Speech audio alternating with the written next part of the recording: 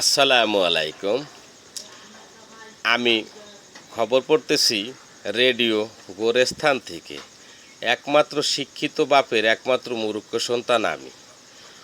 আমার শরীরটা ভালো আছে, ঠাডা পড়ে নাই, শরীরটা ভালো আছে। আপনারা কেমন আছেন তা জানি না। বরিশালের বরগুনায়, পাথরঘাটায়, কুয়াকাটায় অপূর্বভাবে জলবন্যা হচ্ছে। জলবন্যা যে পরিমাণে আসছে, সব মানুষ কিন্তু জায়গায় আছে, কিন্তু ঘরবাড়ি উড়ে সব চলে গেছে। এখন যত যাই কিছু করে ইলিশ মাছ সব শুকনা দিয়ে ফালাফালি করতেছে। সব মানুষ ইলিশ মাছের লোভে ঘরবাড়ি ছাড়িয়ে নদীর মাঝে চলে গিয়েছে।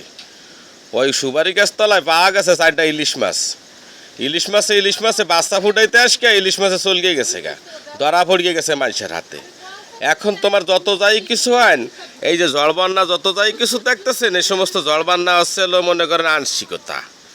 ঠিক আছে, ওই যে ওই দেশের ইফটিতে একটা পাড়া ছাগলের একটা পাটি ছাগল ইফটিতের মামলা থানায় হয়েছে, এগুলার এখন নিয়ে তারা ঝগড়া করতেছে।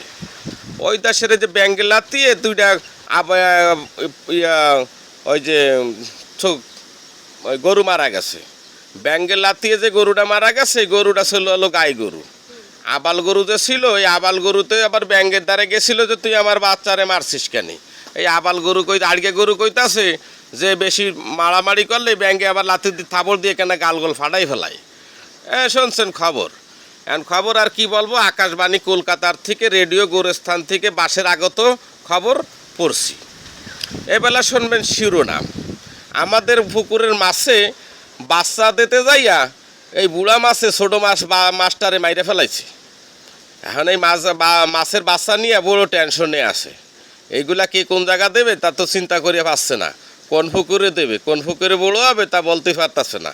এখন এইটা খবর পড়ছি রেডিও গোরস্থান থেকে, বাসের আগার থেকে খবর পড়ছি।